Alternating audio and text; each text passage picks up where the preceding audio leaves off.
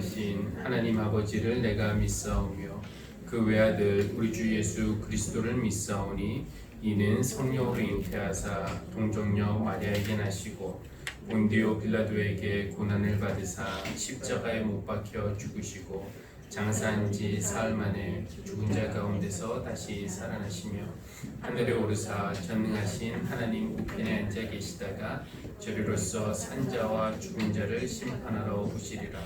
성령 거룩한 공예와 성도와 서로 교통하는 것과 죄를 사하여 주시는 것과 몸이 다시 사는 것과 영원히 사는 것을 믿사옵나이다. 아멘. 오늘 성령 강림절 후 두 번째 주일입니다. 예배 오신 모든 성도님들 주님의 이름으로 환영합니다.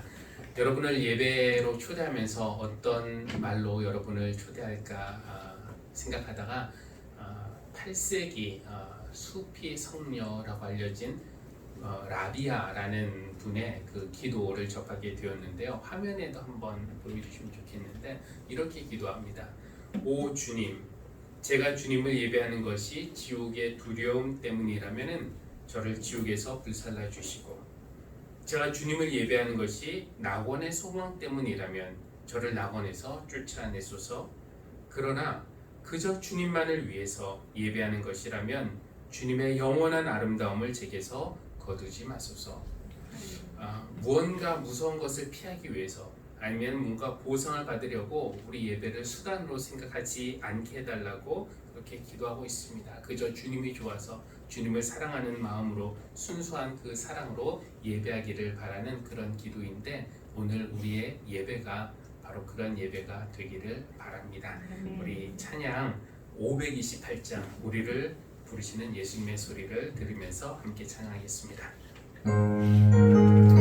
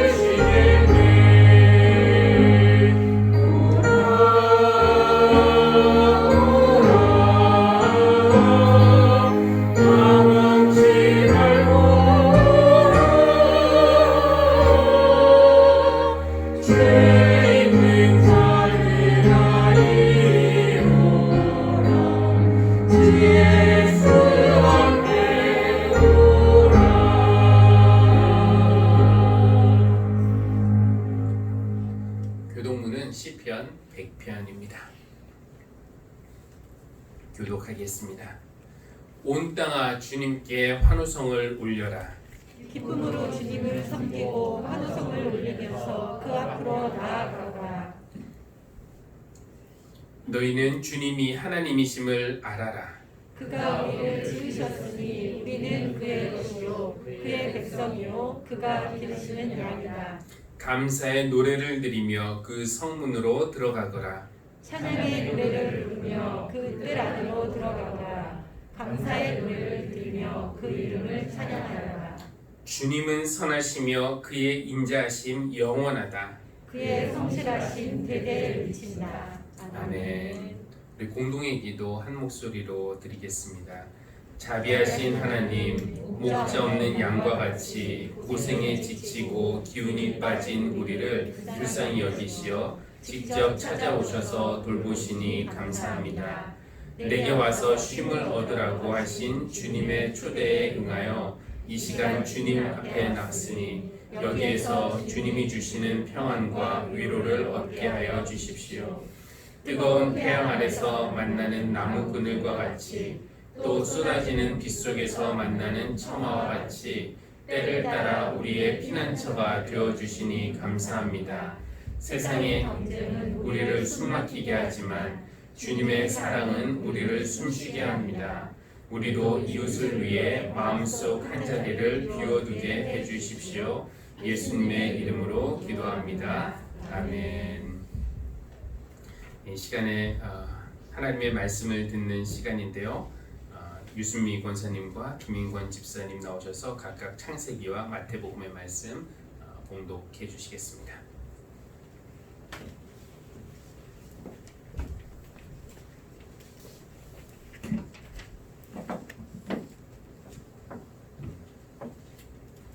창세기 18장 1절에서 15절 말씀입니다. 주님께서 마므레의 상수리 나무 곁에서 아브라함에게 나타나셨다. 한창 더운 대낮에 아브라함은 자기의 장막 거기에 앉아 있었다. 아브라함이 고개를 들고 보니 웬 사람 셋이 자기의 맞은쪽에 서 있었다. 그는 그들을 보자 장막 거기에서 달려나가서 그들을 맞이하며 땅에 엎드려서 절을 하였다. 아브라함이 말하였다. 손님들에게 저를 좋게 보시면 이 종의 곁을 그냥 지나가지 마시기 바랍니다. 물을 좀 가져오라고 하셔서 발을 씻으시고 이 나무 아래에서 쉬시기 바랍니다.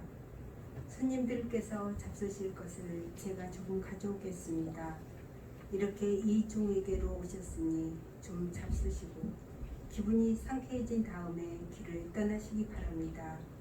그들이 대답하였다. 좋습니다. 전 그렇게 하라고 하시면 사용하지 않겠습니다. 아브라함이 장막 안으로 뛰어들어가서 사라에게 말하였다.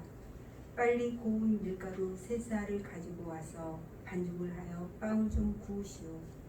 아브라함이 짖짐승 떼가 있는 데로 달려가서 기름진 좋은 송아지 한 마리를 끌어다가 하인에게 주니 하인이 재빨리 그것을 잡아서 요리하였다. 아브라함이 엉긴 젖과 우유와 하인이 만든 송아지 요리를 나그네들 앞에 차려놓았다. 그들이 나무 아래에서 먹는 동안에 아브라함은 서서 시중을 들었다. 그들이 아브라함에게 물었다. 대개 부인 사라는 어디에 있습니까? 아브라함이 대답하였다. 장막 안에 있습니다. 그때 주님께서 말씀하셨다.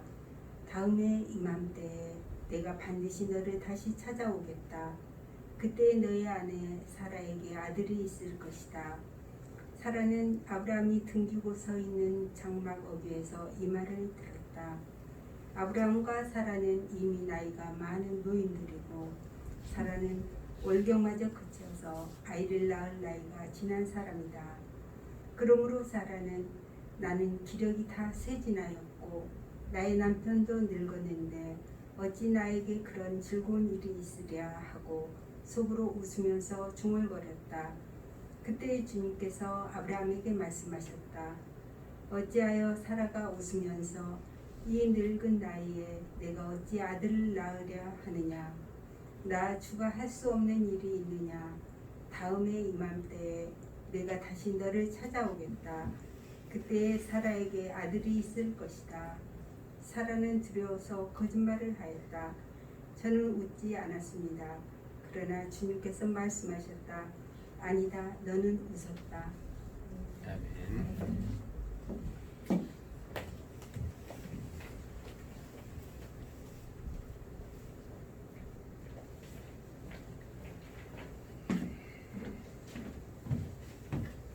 마태복음 9장 35절부터 10장 4절까지 말씀입니다.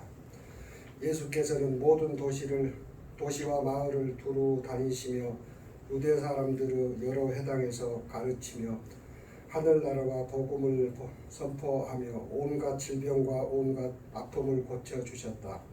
예수께서 무리를 보시고 그들을 불쌍히 여기셨다.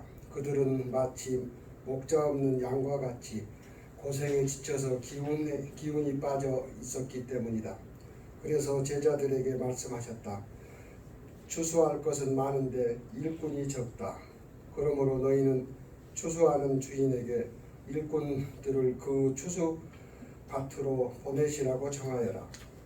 예수께서 12 제자를 부르셔서 더러운 귀신을 제어하는 권능을 주시고 그들이 더러운 귀신을 쫓아내고 온갖 질병과 온갖 허약함을 고치게 하셨다. 12 사도의 이름은 이러하다. 첫째로 베드로라고 부르는 시몬과 그 아들 안드레와 세베대의 아들 야고보와 그 동생 요한과 빌립과 바돌로메와 도마와 세리마테와 알페오의 아들 야고보와 다데오와 열혈당원 시몬과 예수를 넘겨준 가룟 사람 유다이다. 이는 우리에게 주신 하느님의 말씀입니다. 하나님 감사합니다.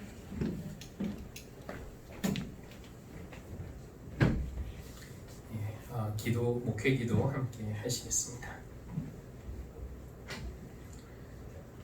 한없는 사랑으로 우리를 받아주시는 하나님, 거룩하신 하나님의 임재 안으로 우리를 초대하여 주시니 감사합니다. 허물의 크기로 따지면 가장 큰 죄인이 우리인데 우리의 허물보다 더 크신 사랑으로 우리를 깨끗하게 씻어주실 뿐 아니라 가장 귀한 손님으로 우리를 환대해 주시니 우리의 기쁨의 잔이 넘칩니다. 하나님의 크신 사랑을 생각하면 늘 감사하고 기뻐하며 살고 또 받은 은혜와 복을 이웃과 나누며 살아야 마땅한데 우리의 모습을 돌아보면 여전히 이기적이고 불안해하고 걱정하고 경쟁하며 싸우려 하는 이 모습을 주님 불쌍히 여겨주십시오. 주님이 베푸시는 은혜의 선물들을 받기 위해서 먼저 회개함으로써 우리 자신을 비우기 원합니다. 주님을 사랑한다고 하지만 온 마음 다해 사랑하지 못하고 세상의 다른 것들을 더 좋아하고 의지했음을 회개합니다. 이웃을 위한다고 하지만 아픈 이들의 고통을 나누지 못하는 이기심과 또 억울한 이들을 보면서도 침묵하는 우리의 비겁함을 회개합니다.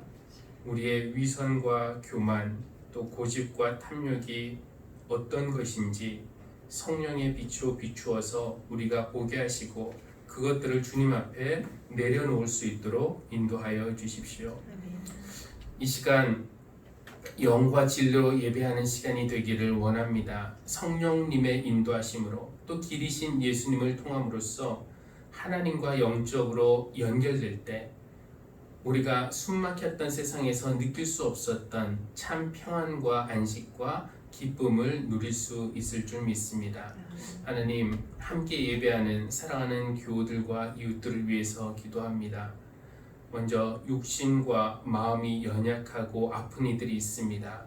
수술 후 회복 중인 교우들, 또 수술을 기다리는 이웃들, 또 원인과 치료법을 몰라서 불안해하는 교우들, 치료 결과가 더뎌서 조급한 교우들, 하나님, 의학이 할 수 없는 것을 우리 주님은 하실 수 있는 줄로 믿습니다.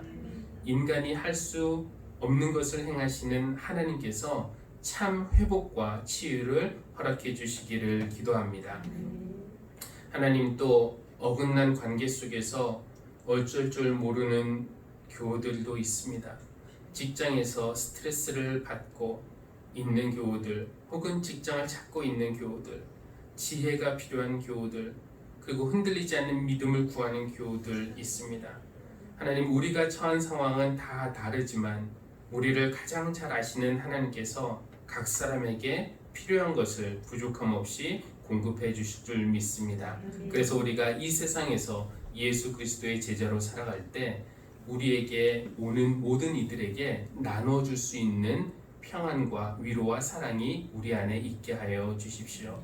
오늘 말씀을 들을 때 우리의 마음을 열어주시고 하나님께서 들려주시고 싶은 그 말씀을 놓치지 않도록 우리를 인도해 주시기를 간구합니다. 아멘. 모든 예배 시간을 주님께 맡기며 예수님의 이름으로 기도합니다. 아멘.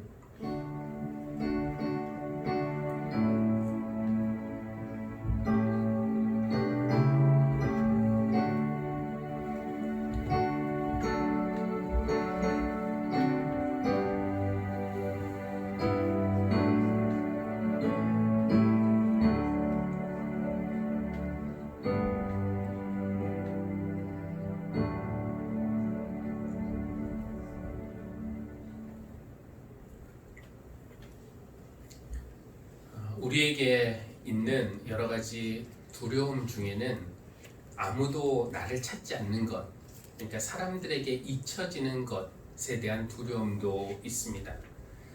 혼자 있는 것을 좋아하는 사람들도 아무도 나를 찾지 않을 때 느끼는 그 외로움과 소외감은 견디기 쉽지 않을 것입니다.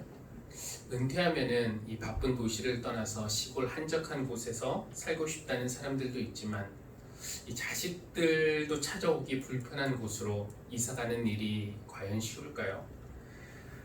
누군가가 나를 찾아주기를 바라는 것이 우리 인간의 기본적인 욕구인데 감사하게도 성서가 말하는 하나님은 우리 인간을 찾아오시는 분이십니다. 다른 종교는 그렇지 않아요. 하나님은 보물찾기를 하듯이 우리가 깊은 산속이나 아니면 광야에 들어가서 헤매다가 운이 좋아야 발견할 수 있는 그런 하나님이 아니십니다. 오히려 70억 인구 중에서도 나를 찾아내어서 내가 있는 그곳으로 나를 찾아오시는 하나님이 우리가 믿는 하나님이십니다. 문제는 하나님이 우리를 찾아오실 때 우리가 그분이 하나님이신 줄 알아보겠느냐가 문제입니다. 왜냐하면 하나님은 예상하지 못한 때에 예상하지 못하는 그런 모습으로 우리에게 오시기 때문입니다. 오늘 창세기 18장에는 아브라함을 찾아오시는 하나님의 이야기가 소개되고 있는데요. 1절을 한번 화면을 보여주시면 이렇게 되어 있습니다. 주님께서 마므레의 상수리 나무 곁에서 아브라함에게 나타나셨다. 한창 더운 대낮에 아브라함은 자기의 장막어귀에 앉아 있었다. 시간은 한창 더운 대낮입니다. 온도가 40도를 쉽게 넘어가는 팔레스타인의 대낮은 모든 일상의 활동들이 잠정적으로 중단되는 시간입니다. 아브라함이 다른 사람들처럼 일상 활동을 멈추고 나무 그늘 아래서 쉬고 있는 것을 우리가 상상해 볼 수 있습니다. 시간이 멈춘 것 같은 노곤한 오후, 어떤 사건이 일어난다면 가장 안 일어날 것 같은 바로 그 시간인데 가장 예상하지 못하는 그 시간에 하나님이 아브라함을 찾아오신 겁니다. 이 시간뿐만 아니라 오시는 모습도 우리가 예상하기가 쉬운 모습이 아닙니다. 구름이나 불타는 나무, 그런 신기한 자연현상을 통해서 오시든지 아니면 꿈으로 나타나시든지 천사의 모습으로 오시든지 그랬다면 우리가 하나님이신 줄 좀 더 잘 알아보았을 텐데 우리가 똑같은 인간의 모습으로, 그것도 길 가는 나그네의 모습 속에서 하나님을 발견하기란 결코 쉽지 않은 일입니다. 그래서 하나님이 우리를 찾아오시는 것은 감사한데 우리가 우리의 예상을 초월하는 그런 때와 방법과 시간에 오실 때에 그 하나님을 우리가 알아보고 그에 맞게 영접할 수 있겠는가, 맞이할 수 있겠는가, 이것이 고민입니다. 이 가난한 목수의 아들로 오신 것, 그렇죠? 또 갓난아기의 모습으로 오신 것, 구유에 누이신 것, 아무도 알아주지 않는 나사렛에서 자라신 것, 이런 모든 예수님에 대한 사실이 메시아에 대해서 그 당시 사람들이 갖고 있던 기대와 너무나 달랐기 때문에 사람들은 예수님이 하나님에게서 오신 분이라는 것을 알아볼 수가 없었고 인정하지 않았던 겁니다. 세상은 예수님을 환대하지 않았습니다. 마태복음 25장에서 예수님은 당신이 어떻게 우리에게 다가오시는지 그 방식을 알려주시는데요. 아주 일상적인 모습으로, 초자연적인 그런 모습이 아니라 일상적인 모습으로 우리에게 오신다는 겁니다. 다음 화면 보여주시면은 너희는 내가 줄일 때에 내게 먹을 것을 주었고 목마를 때에 마실 것을 주었으며 나그네로 있을 때에 영접하였고 헐벗을 때에 입을 것을 주었고 병들어 있을 때 돌보아주었고 감옥에 갇혔을 때에 찾아 주었다. 하나님은 어떤 신비한 자연 현상이나 종교적인 체험으로 우리에게 다가오실 때도 있지만 그보다 훨씬 더 자주 일상에서 우리가 아는 사람들 혹은 모르는 낯선 사람들을 통해서 이렇게 사람들을 통해서 우리에게 오신다는 겁니다. 배고픈 이웃의 모습으로 우리에게 오시고 목마른 사람으로 나그네로 병든 사람의 모습으로 우리에게 오시는 겁니다. 그런 사람들을 우리 일상에서 만나게 될 때 우리에게 요구되는 덕목은 바로 환대, 손님 대접의 덕목입니다. 하나님이 어떤 모습으로 우리에게 다가오실지 모르기 때문에 어떤 모습으로 우리를 찾아오셔서 어떻게 은혜를 베푸실지 모르기 때문에 성경은 모든 사람을 대할 때 주님께 대하듯 하라고 우리를 가르칩니다. 오늘 창세기 본문에서 하나님은 나그네 3명의 모습으로 아브라함을 찾아오셨어요. 아브라함이 그 나그네 3명을 보고서 하나님이 삼위일체의 모습으로 오셨네? 이렇게 금방 알아차렸을 리가 없습니다. 그럼에도 불구하고 아브라함은 마치 하나님을 대접하듯이 극진하게 나그네들을 대접합니다. 이렇게 말하는데요. 다음 화면을 보시면은 아브라함이 손님들에게 손님들께서 저를 좋게 보시면 이 종의 곁을 그냥 지나가지 마시기 바랍니다. 물을 좀 가져오라고 하셔서 발을 씻으시고 이 나무 아래서 쉬시기 바랍니다. 손님들께서 잡수실 것을 제가 조금 가져오겠습니다. 이렇게 이 종에게 오셨으니 좀 잡수시고 기분이 상쾌해진 다음에 길을 떠나시기 바랍니다. 이렇게 종에게 오셨으니 상쾌해진 다음에 길을 떠나라는 그 말이 참 좋게 들립니다. 우리도 그래요. 우리가 많은 사람들을 만나는데 그 사람이 나를 만나기 이전보다 나를 만난 다음에 더 상쾌해진 그런 마음이 될 수 있다면 이 상쾌하게 하다라는 그 단어가 성경에 쓰일 때에 하나님이 6째 날까지 일을 하시고 7째 날 숨을 돌리신 것, 이것이 바로 상쾌하게 하는 것이라고 하는데 내가 누군가를 숨막히게 하는 것이 아니라 그가 숨을 쉬게끔 함으로써 그를 가볍게 하고 기분 좋게 하고 기쁘게 할 수 있는 그런 쉼터와 같은 사람이 될 수 있다면 그것이 얼마나 복된 일이겠습니까? 여러분, 환대라는 것이 바로 이런 것입니다. 그냥 뭐 손님이 오시면은 식사 대접 한번 해서 보내는 것이 환대가 아니라 우리가 만나는 모든 인간관계에서 쉴 곳이 필요한 누군가를 위해서 내 삶의 빈자리를 마련해주고 그가 쉬었다 갈 수 있도록 내 자신을 내어주는 것이 바로 환대입니다. 이 환대를 위해서 아브라함이 얼마나 바삐 움직이는지 혹시 아까 봉독하실 때 느끼셨는지 모르겠어요. 다음 화면을 보시면은 2절과 6절, 7절에서 아브라함이 어떻게 행동하는지 보세요. 그들을 보자 장막 어귀에서 달려나갑니다. 그렇죠? 그리고 아브라함이 장막 안으로 뛰어들어갑니다. 음식을 준비하게 하려고. 그 다음에 7절 아브라함이 짐승떼가 있는 대로 달려갑니다. 걸어가지 않고. 하인에게 주니 하인이 재빨리 그것을 잡아서 요리합니다. 이렇게 서두르고 있어요. 뿐만 아니라 손님들에게 음식을 차려놓으니 8절을 보니까 그들이 나무 아래서 먹는 동안에 아브라함이 서서 시종을 들었다는 겁니다.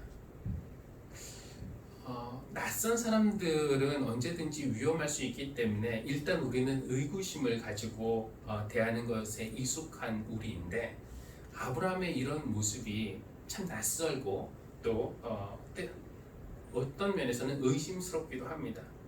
아브라함은 혹시 이 세 명의 나그네 중에 한 분이 하나님이시라는 것을 미리 알고서 복을 받기 위해서 이렇게 극진하게 대접하는 것일까? 그러나 아브라함은 지금 복을 받기 위해서 내가 잘 대접하면 나에게 복을 베푸시겠지, 이렇게 잔머리를 쓰고 있는 것이 아니라고 저는 믿습니다. 아브라함은 이 손님 세 분 중에 한 분은 하나님이니까 잘 대접하면 복을 받겠지 계산하고 있는 것이 아니라, 나그네를 대접하는 것이 마땅한 일이기 때문에, 아까 그 라비아의 기도대로 하면은 벌을 받을까봐 두려워서도 아니고 보상을 받으려고 계산하는 것도 아니고, 내가 복이 사람으로서 마땅히 그렇게 해야 하기 때문에 그렇게 한 것입니다. 내게 오셨으니 상쾌해진 다음에 길을 떠나세요. 이런 아름답고 넉넉한 마음, 우리가 아브라함에게서 보았는데 그런 마음이 저와 여러분에게도 있기를 바랍니다.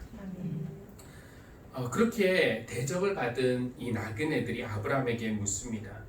대개 부인 사라는 어디에 있습니까? 아브라함은 사라가 장막 안에 있다고 대답을 합니다. 그때에 주님께서 이제 창세기의 저자가 세 분 중에 한 분이 주님이라는 것을 밝히면서 그 하나님께서 아브라함에게 이렇게 말씀하신다고 말합니다. 다음의 이맘때에 내가 반드시 너를 다시 찾아오겠다. 그때 너의 아내 사라에게 아들이 있을 것이다. 굳이 엿들으려고 했던 것은 아니었지만 장막 뒤에서 그 말을 사라가 엿듣고는 웃었어요. 기쁘고 좋아서 웃은 것이 아니라 말도 안 되는 소리를 들어서 기가 막혀서 자기도 모르게 터져나오는 실소였습니다. 이 사라가 그 나그네 3명 중에 한 분이 하나님이신 것을 알았는지 몰랐는지 우리는 모르지만, 설령 하나님이라고 하더라도 하나님 안 되는 건 안 돼요 라고 하는 그런 마음이었을 겁니다. 여기서 우리는 불가능한 현실과 그것과 대조되는 하나님의 약속을 보고 있는데요. 늙은 부부, 그리고 이미 그친 월경, 이것이 사라가 알고 있는 자기의 현실입니다. 그리고 이것이 우리가 바라보는 현실이기도 합니다. 우리가 판단해도 지금 사라가 임신하는 것은 불가능합니다. 그렇죠? 월경이 그친 여인이 그 나이에 임신을 한다? 누가 봐도 이거 비웃을 수밖에 없는 허무맹랑한 그런 약속입니다. 그래서 사라도 그래도 이렇게 드러내놓고 이야기하진 않고 속으로 나는 기력이 쇠하였고 남편도 늙었는데 어찌 그런 즐거운 일이 내게 있겠는가 하면서 속으로 웃으면서 중얼거렸다는 것입니다.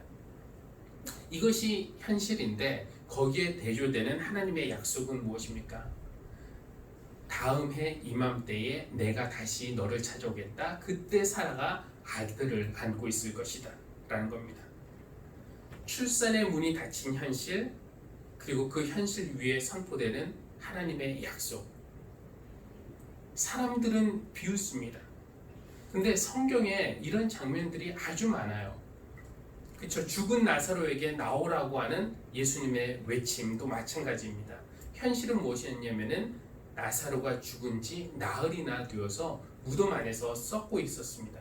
그러나 주님은 그 무덤을 향해서 나사로야 나와라 하면서 생명을 호출하십니다. 또 그 죽은 딸을 보면서 슬퍼하는 회당장 야이로가 있었는데 예수님은 그에게 약속을 하십니다. 두려워하지 말고 믿기만 하여라. 현실은 무엇입니까? 딸이 죽었어요. 그것이 현실인데 예수님은 그 현실 위에 생명을 선포하십니다. 그때도 사람들이 비웃었다고 기록되어 있습니다. 우리가 믿는 하나님은 이런 하나님이세요. 우리가 이건 불가능하다라고 판단하는 현실, 누가 봐도 이건 불가능하다고 인정할 수밖에 없는 그런 현실이지만 하나님은 그런 현실 위에 하나님의 약속을 선포하십니다.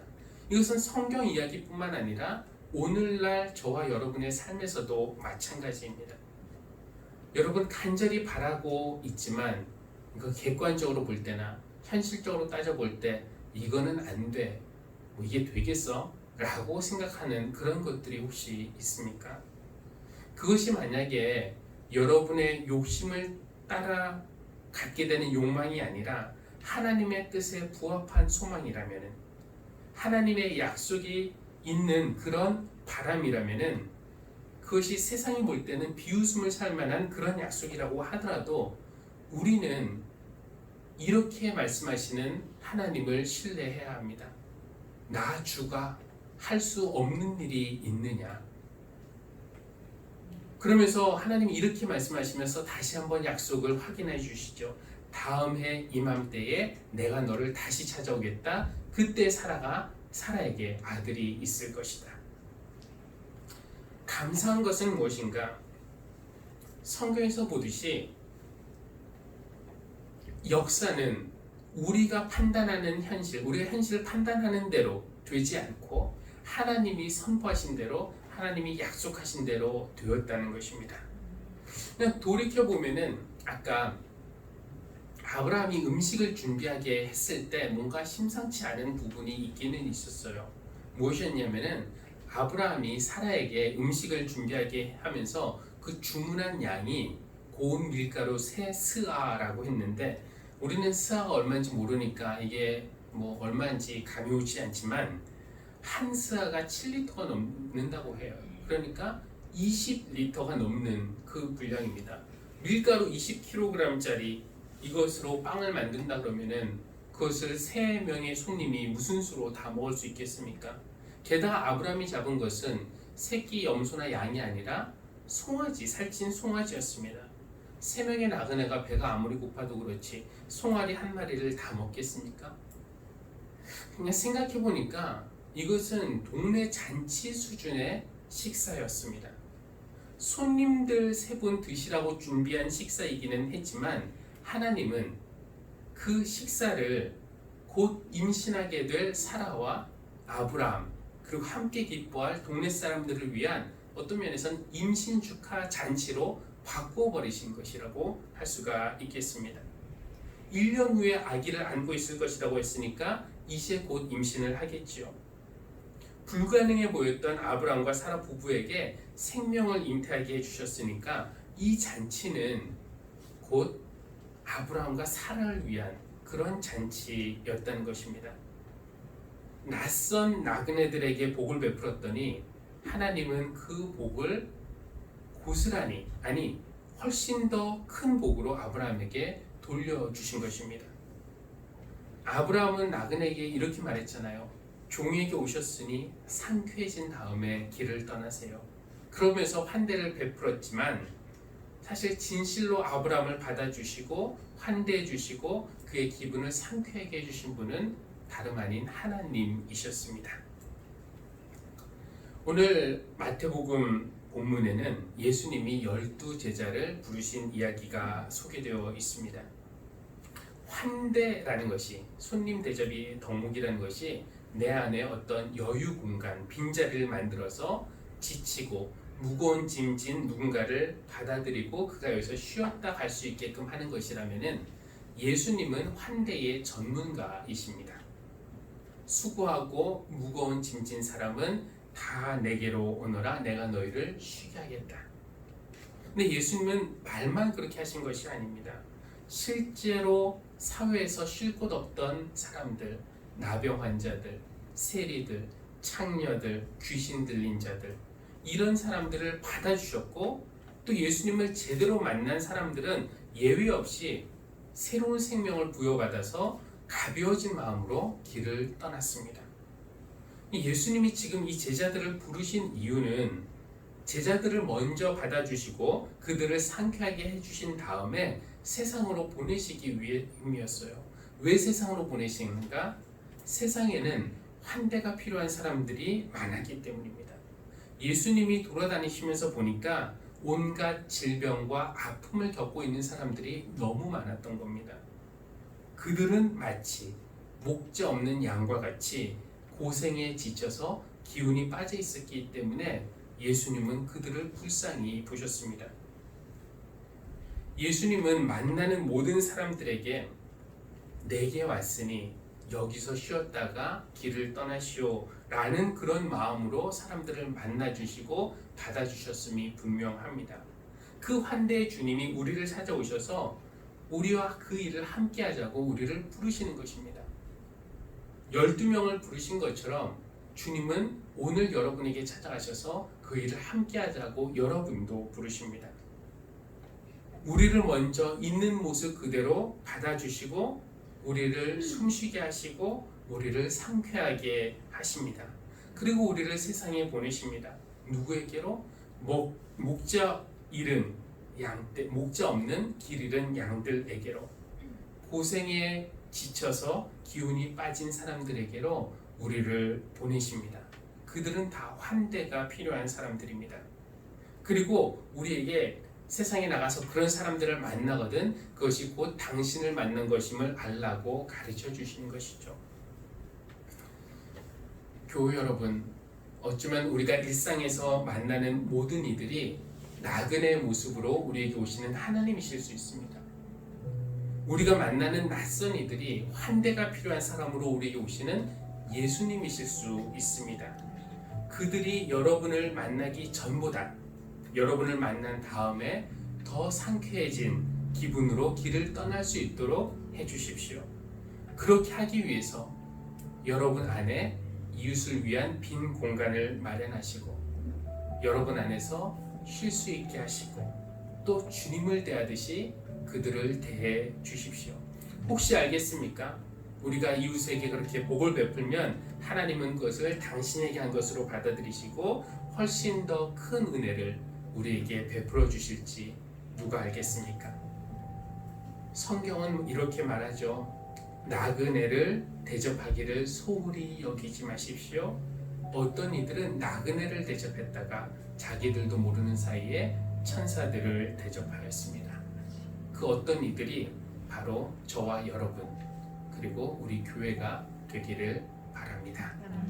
이 말씀을 기억하면서 잠시 조용한 기도 시간 갖겠습니다.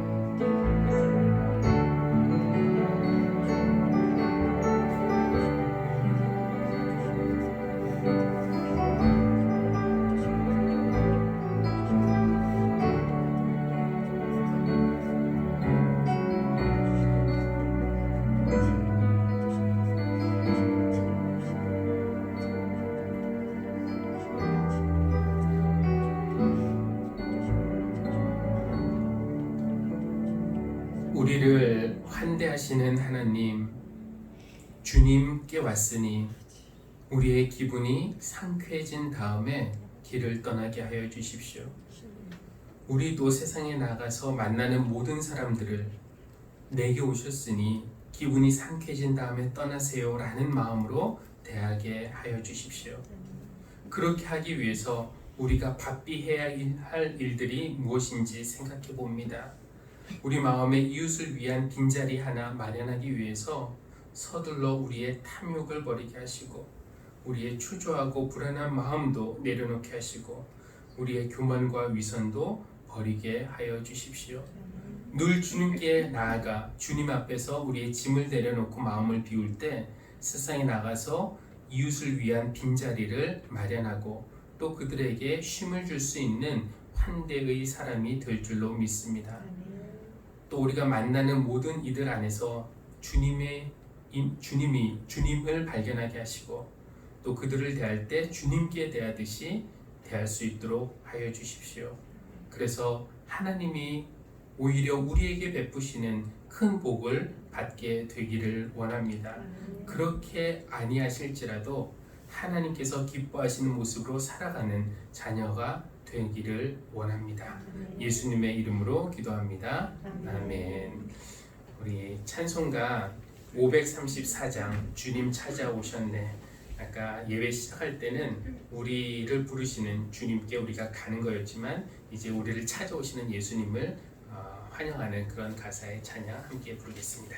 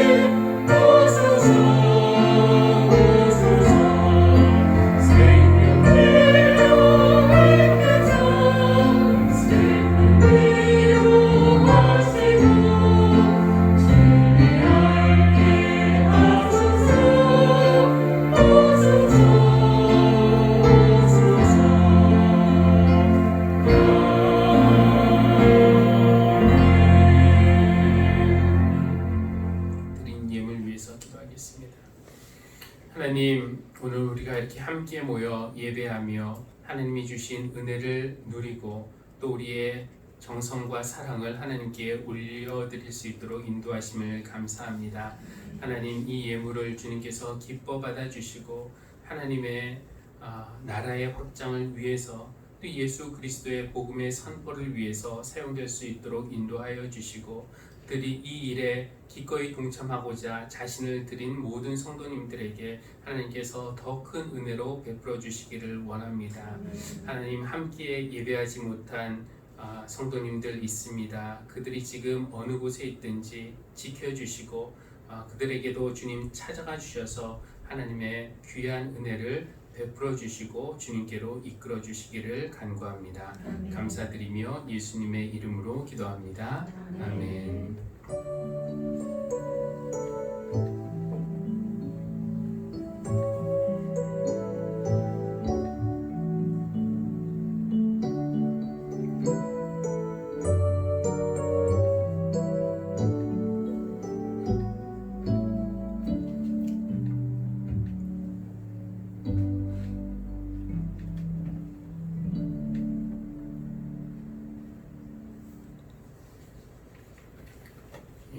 교회 소식은 지난주부터 어린이 예배를 시작했습니다. 그래서 우리 교회 4명의 어린이들이 있는데 오늘은 1명이 더 온 것 같아요.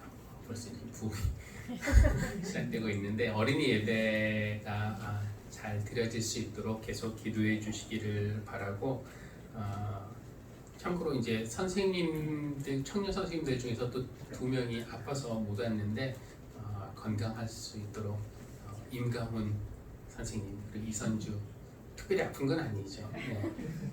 아주 더 예쁜 모습으로 나타나겠다고 공약을 하고 한 줌 쉬고 있는데 계속 기도해 주시기 바라고요.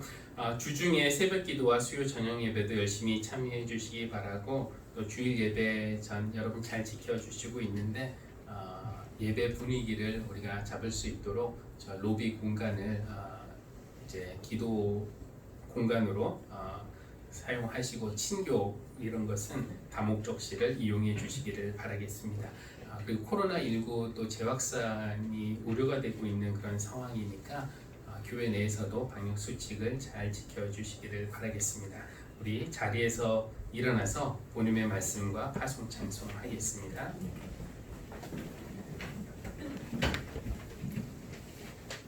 하나님의 임재 안에서 은혜를 받았으니 상쾌해진 마음으로 세상을 향해 가십시오. 넉넉한 마음으로 이웃을 환대하는 것이 하나님을 환대하는 길입니다. 이웃의 모습으로 우리를 찾아오시는 주님을 놓치지 않겠습니다. 만나는 모든 이들에게 상쾌함을 선물하는 사람으로 살도록 함께하여 주십시오. 아멘.